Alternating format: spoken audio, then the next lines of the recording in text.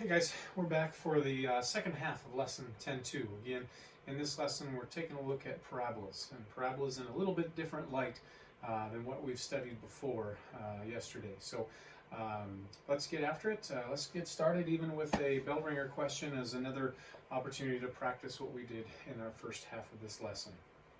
So in this question, we are asked to find the vertex, focus, and directrix of the given parabola and to sketch its graph. Okay, so one of the first things I do on any parabola problem is I'm looking for what is being squared, which variable is a part of the square in this problem, and that's x. And that reminds me, if I'm dealing with a parabola, that this is going to be a parabola that either opens up or opens down. From yesterday, hopefully you already know the answer to that, and that this is going to open up. And the reason being is, if we were to take a look at that 4 being a positive 4, that's going to give us a directed distance p that is also positive. So let's switch on over to my whiteboard here, and let's tackle this question. So we know that this opens up, we said, and our vertex can be found at h comma k. And again, h is what's being subtracted from the x. In this problem, it says x plus 3, which means in order to force that plus in there, what was being subtracted from x was negative 3. So h is negative 3, and likewise k is what's being subtracted always from y. In this case, 3/2 is being subtracted from y, and so that's the y coordinate of our vertex. So we have found the vertex already. Now we're going to find the focus. Again, the focus deals with that letter p. And so we know 4p, because in the form, the standard form of a parabola, it says for a parabola with a vertical axis, meaning one that opens up or down, x minus h quantity squared equals 4p times quantity y minus k. So 4 is in the place of 4p, thus p is 1. Okay, so again, p is a directed distance. By definition, it's the distance from the vertex to the focus. So we know that this parabola opens up, we said, since p is positive. And so that means I need to go up 1 from the vertex to get to the focus. Well, in that case, I'm going to add 1 to which coordinate? Hopefully you're saying the y coordinate, because that tells us the vertical position, and it needs to go 1 up. So the focus is then going to be negative 3 and then 3/2 plus 1, or negative 3 5/2. There's our focus. The directrix is found by going the opposite direction from the vertex. So instead of adding 1 to the y coordinate, we're actually going to subtract 1.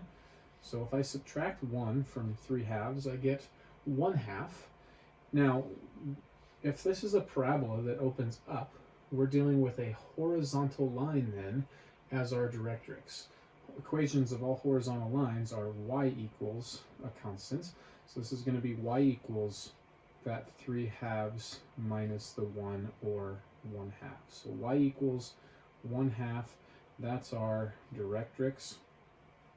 Again, emphasize to you over and over and over again, but I want to make it clear, a directrix is a line. And so your equation, when you represent the directrix, don't just say half, don't give me an ordered pair. You need to tell me an equation of a line. Okay? And lastly, we need to go ahead and sketch this parabola. Okay, so let's take this information. We know that it opens up negative 3 and 3/2. We'll go in scale of 1 here. So negative 3, 3/2 is 1.5. There's my vertex. Okay, we go down 1. Here is my directrix at 1/2. We go up 1.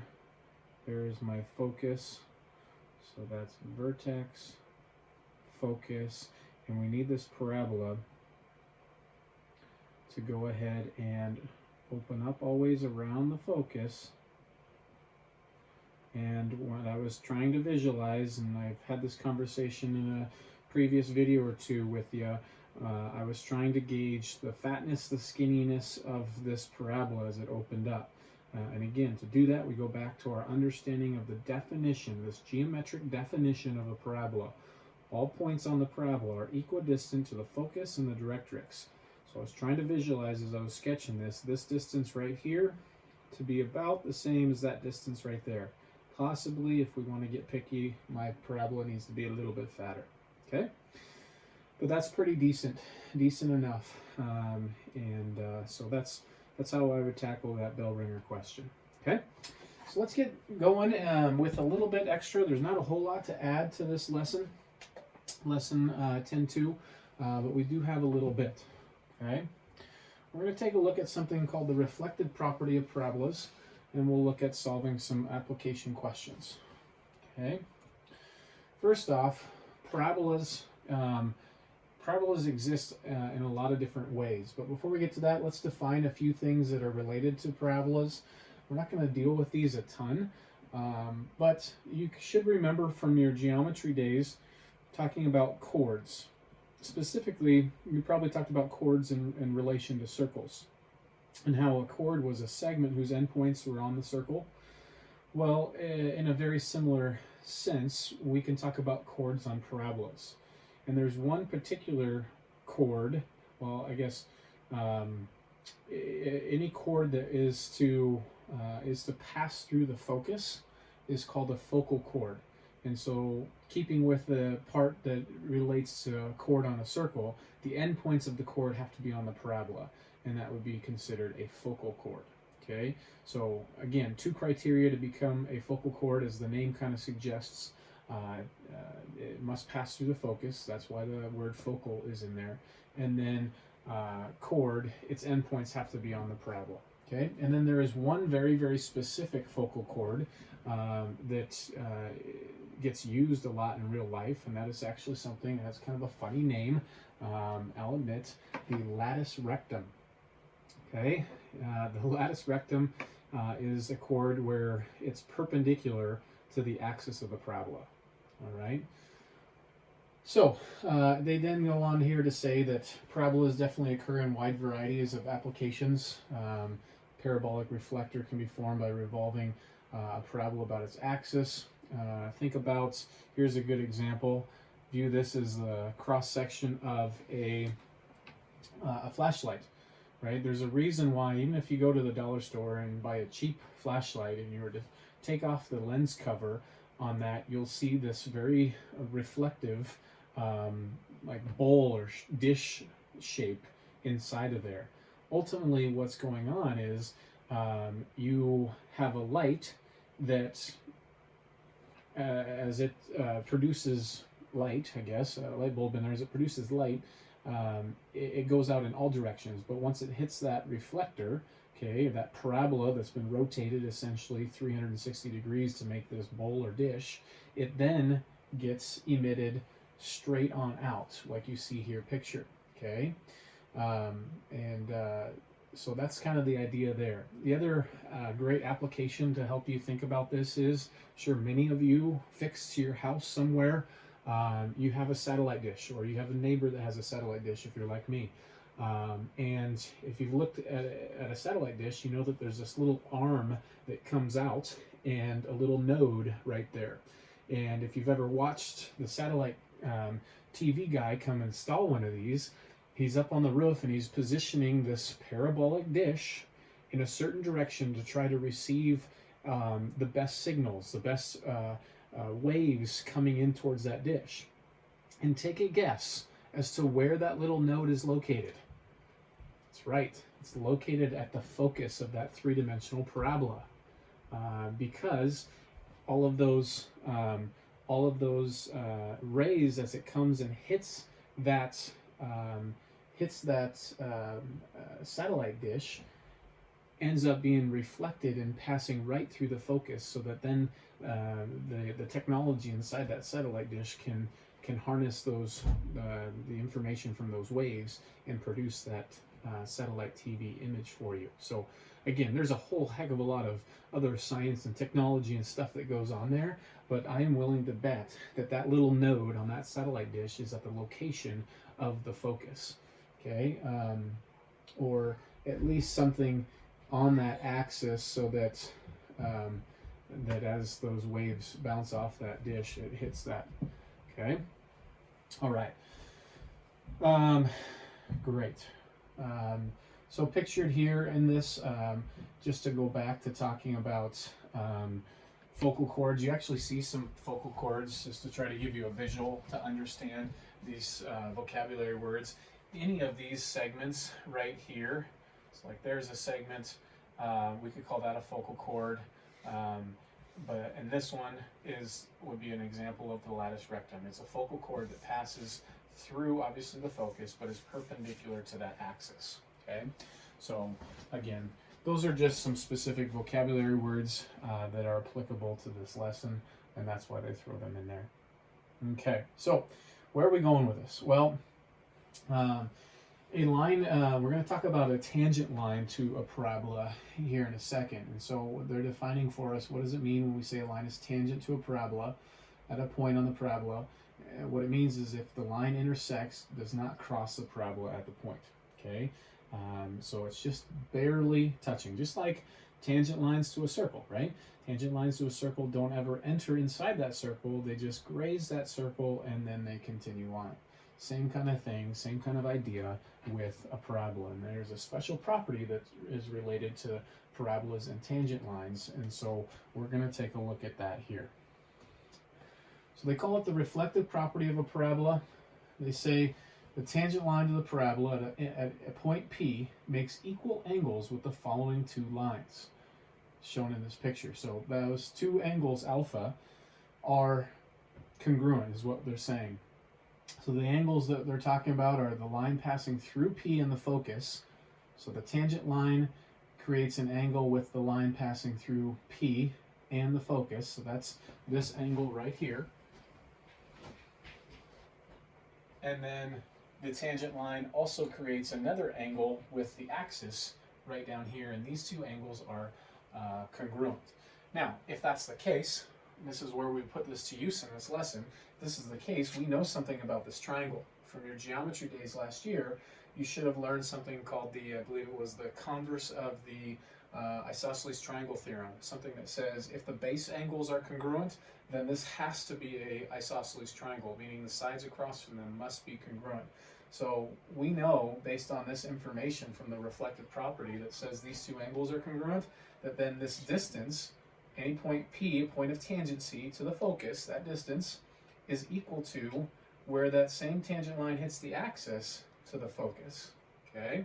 And so that's where we're going to put this thing to use, is realizing that those two distances are the same. Now, let's see if I can do it justice in explaining why these are. I'm going to try my best. I hope this works well. I've done this in the past, but anyways, let's see if I can help explain why those two angles are indeed congruent. Okay, here we go. So I attempted to sketch a very similar picture here, and it may not be great, but it's decent. I think it's decent enough. Okay, so what we're going to do here to try to help show this is, again, I'm not going to mark it on here because just like in geometric proofs, I don't want to mark something that I'm trying to prove. But this angle right here, and I know there's a lot of lines and stuff in here, but this angle from this segment right here to this tangent line are, that's one of the angles, and then the tangent line to the axis, this is another angle, and those are what we're going to try to show are congruent. Okay. So keep in mind this is our axis, we've got our focus, we've got our point P, so this is a point of tangency. All right, so what I would like to do is go back to something that we talked about yesterday or in the first half of this lesson, and that is the definition of a parabola. It's a locus or collection of all points, okay, that are equidistant to the focus and the directrix. I don't have the directrix drawn in here, but I think it would be profitable. Keep in mind that the directed distance from the vertex to the focus is the same distance that the focus, excuse me, the vertex and the directrix are apart. So somewhere roughly here is the directrix. Okay, and if that's the case, this is a judge of how good my picture is. This distance right here and that distance have to be the same. Do you agree with that? I think we all can. All right, next, what I'm going to do is this new point that I just have where this perpendicular segment from the point of tangency down to the directrix meet, I'm going to connect with the focus with the segment. Now, what I want to do is this tangent line intersects this, and this is where my picture is not the greatest. Last year in geometry, and I'm going off of, it's been 6-7 years since I've taught geometry, but if I remember correctly, in geometry, when we had a point that was equidistant from the endpoints of a segment, I think it was something called the converse of the perpendicular bisector theorem. What we know is this point has to be on the perpendicular bisector of this segment. If that's the case, this tangent line is a perpendicular bisector, and this is where my picture is not the greatest. This point of tangency really should be coming more like this. And so let me see if I can slightly fix this. Okay, so what that tells me is that this is perpendicular right here, so that would be perpendicular all the way around. Okay, and that this segment and this segment have to be the same. Well, if those are the same, then what I can say right now is that these two triangles are entirely congruent. We can say they're congruent many different ways. I could say side, side, side, triangle congruence theorem. I could say HL. I could do, I'm sure, side angle side, any of those, right? But these two triangles, hopefully you can see by the markings, are indeed congruent. So, if that's the case, hopefully you would agree that, say, this angle right here is congruent to this angle right there, right? By CP/CTC, hopefully this is coming back to you. Corresponding parts of congruent triangles are congruent. Those two angles have to be congruent, okay? And if that's the case, picture this for me. I have here, because this is perpendicular to the directrix and our axis is perpendicular to the directrix, those are parallel lines. If those are parallel lines, this tangent line drawn in here is a transversal. So, would you agree that this angle and this angle right here are alternate interior angles? I think you would. And if that's the case, follow my little train of single arc marks here. This angle right here and that angle right there are congruent. That's exactly what this reflexive property of the parabola is saying. And this is a great visual proof as to why that is. Okay, so again, if that's the case, now we're just looking at this triangle right here. I can go ahead and say not only is there a tick mark here, there needs to be a tick mark right there, because that triangle FP some other point down here is an isosceles triangle guaranteed. Okay, all right, so great. Now that we know that, how do I use that? Well, let's take a look at an example question where we put this to use, so that this is less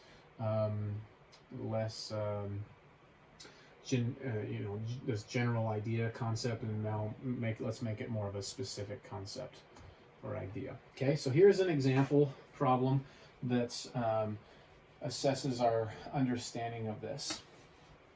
It says find the equation of the tangent line to the parabola given by y equals x squared at the point 1, 1.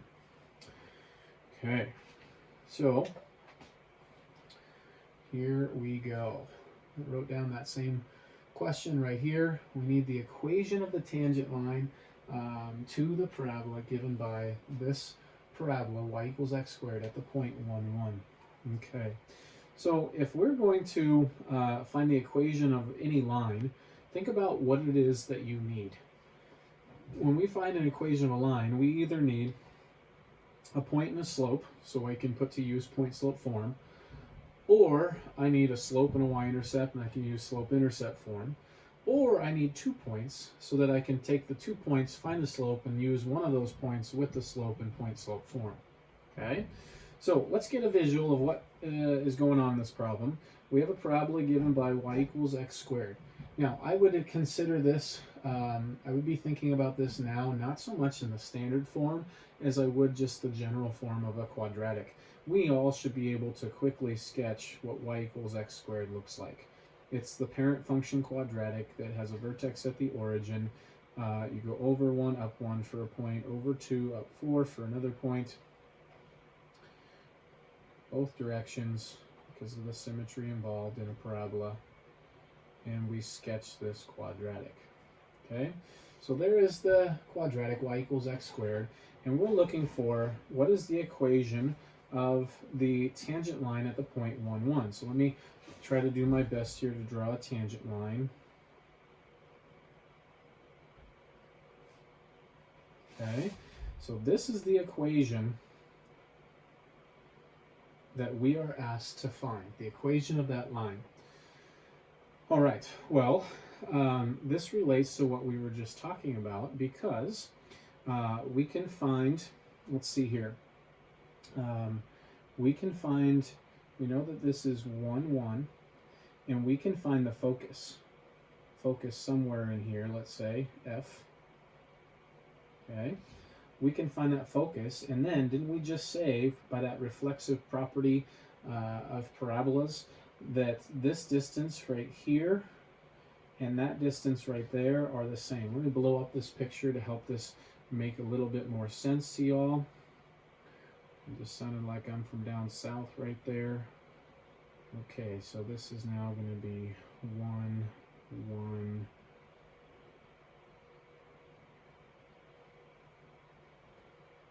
Sorry, just trying to make this, I realize how small this is, and so I'm trying to make it a little bit bigger, more visible for you. Okay, so there is our tangent line. We're going to figure out where this focus is. So that's all right. We can do that from this. X squared equals y is the same thing, right? And so what's sitting in the place of 4p? 4p, I think you would agree, would be what's right in front of the term that involves y. Well, my term that involves y is just y alone because, remember, we have our vertex at the origin. There's no y minus k like sometimes. So 4p is just this coefficient out here, which is 1. Thus, p is 1/4. Since we know that this parabola opens up, then that means our focus is 1/4 up from the vertex. Well, our vertex is at 0, 0, meaning our focus, if that's a half, there's a quarter, because this is 1, then right there is our focus. So our focus, we know, is at 0, 1/4, and this point right here is 1, 1. Okay, so from this reflective property of parabolas, remember we learned that this distance right here is the same as this distance right here. Now, why is that helpful? Let's start to see the light at the end of the tunnel. This is helpful because if I know this distance, I can use that same distance to find this ordered pair, this point. It's directly below the focus. And if I know this ordered pair and this ordered pair, remember we said to find the equation of a line, there were like 3 options, one of those being 2 points. And that's what we're going to do, is find, using those 2 points, the equation of a line through those 2 points. Okay, so we're getting close. I need to find the distance between those 2 points. Distance equals the square root of the difference in the x's squared and the difference in the y's squared added together. So the difference in my x's is just 1, 0 and 1, the difference is 1. The difference in my y's, difference between 1 and 1/4, is 3/4. So 1 squared is 1, 3/4 squared is 9/16. I need to add 1 to 9/16. There's my distance. Okay, well 9/16 plus 1 is 9/16 plus 16/16. So that makes 25/16 inside the square root. Oh, you can see why they chose this this problem, how they did, is because we get a rational expression inside here that is perfect squares on both the top and bottom. So this is just 5/4. The distance, in other words, ladies and gentlemen, from this point to this point is 5/4. Well, that means the distance from here to here is also 5/4. Well, if that's at 1/4 up, it takes 1/4 to get to here. That leaves me with 4/4, or one whole more unit to go down. So what is this ordered pair? That is 0, -1. Okay? And now we are so close to finding the equation of that tangent line. All I need is the slope. I have actually my y-intercept right here, so then with my slope and my y-intercept of -1, I can use slope-intercept form. So how much are we rising from this point to that point? We're rising 1, 2. How much are we running? We're running 1. So we have, on that line, we have a slope of 2/1, or better said, 2. And there is a y-intercept to go with the slope. So we can say our equation of our tangent line is 2x minus 1. Okay, so let's just recap a little bit. I know that there was a lot in that problem, so let's kind of recap our thought process on that. We were given this parabola. We sketched the parabola. We knew that the point of tangency was 1, 1. From there, I drew my segment from that point of tangency to the focus, and I drew in my tangent line, and we had the thought of this reflective property of the parabola that we've just studied, that said that this distance right here, or indirectly this distance, is the same as that distance. And so I was going to find this distance in order to find that distance, which gives me this ordered pair, and then I can find the equation of the line. Just basic algebra 1, if I've got 2 points, we can find the equation of the line, okay? And then we just kind of did a little bit of a shortcut in finding the equation of the line because we had a y-intercept, and I didn't do the slope calculation because we could just count our rise over our run, all right? So hopefully that was helpful, and I'm sure you'll have a couple questions like that in your homework assignment to practice. All right. Let's make sure I didn't goof. It's always a good thing to check. Okay, so there's their picture, a little bit better than mine probably. They're highlighting the distances D1 and D2 and how those have to be the same. With that reflective property of a parabola having those two angles being congruent, we know that those two distances have to be congruent. Okay, so then we were going to find the value for B.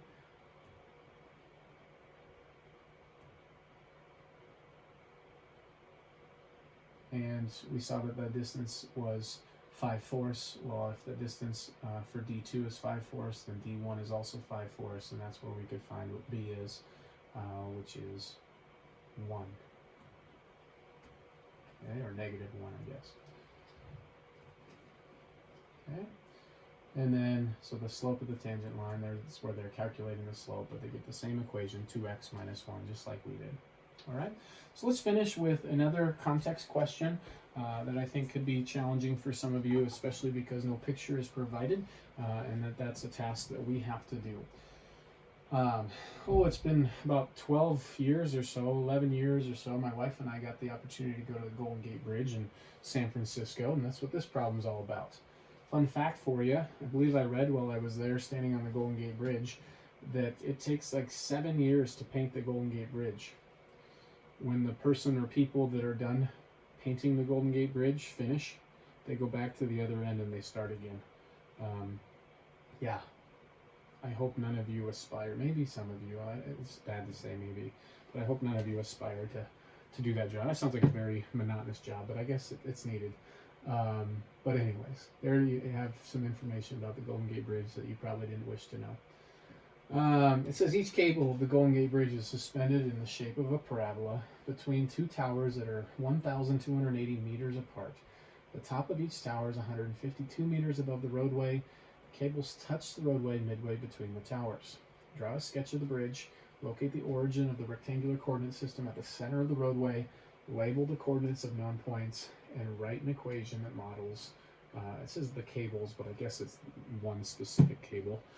Okay, so let's take a look at this. I did not copy down the entire problem because of how wordy it was, but I tried to gather the key information. Two towers, 1,280 meters apart. Top of each tower, 152 meters above the road, and cables touch the road midway between the towers. First job is to sketch the picture. Sketch with the origin, we're told, okay, at the center of the roadway. So here is our rectangular coordinate system, and this is where the parabola is going to come down and touch the center of the roadway. We were told that these two towers are 1,280 meters apart, so that means half of it, or half of that distance, is where one tower is this way. It's by no means drawn to scale. The other half this way. So what's half of 1,280? That's 640 meters that way, 640 meters that way, and you have these two towers. It says the top of each tower is 152 meters above the roadway. Okay, so then here is one of those cables. All right, just for making it look like a pretty bridge, we'll go like that. Okay, so there we have the origin of the center of the roadway. We also were asked to identify, I think, any key points, any known points, and so obviously that's the origin. That can kind of go without being stated, but we know this ordered pair. That would be 640, 152. Likewise, that ordered pair would be negative 640, 152. Okay, so that's about all the information I can add to my picture. Second, we were asked to write the equation that models the cables, or this one specific cable. Well, what do I know about this parabola? Which direction does it open? It opens up. So then what form of a parabola in the standard form we're going to use? You should be thinking, x needs to be squared. Exactly. So we're going to have x minus h quantity squared equals 4p times y minus k.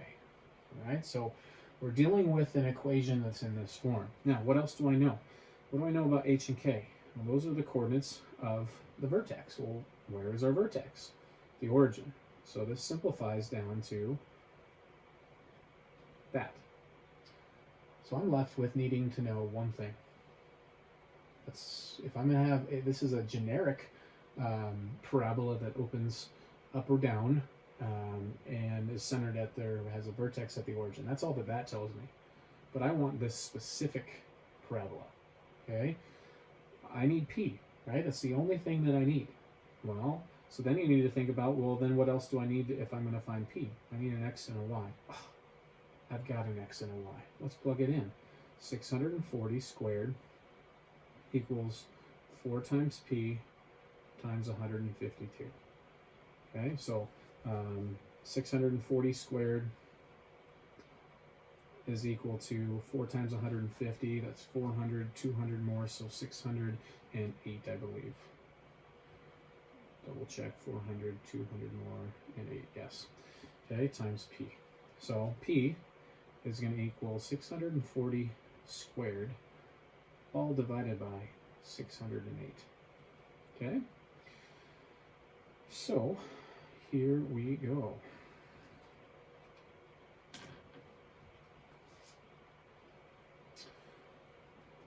Go to my calculator, and I'm going to type in 640 squared divided by 608. And we get P is approximately 673.68, let's say. Okay, well, if that's the case, then I can write my equation, and I need to quadruple that. Okay, so I'm just going to times that by 4 on my calculator, and I get x squared equals 4 times that was 2,694.74 would be the best, times y. There's our equation. There is our equation for that specific parabola that represents one of those cables on the Golden Gate Bridge. Okay, so hopefully that's helpful. This concludes our work with lesson 10.2. Again, as you have questions, please feel free to reach out with those. As always, I hope this video finds you being safe and staying safe and doing well. And until next time, we'll see you later.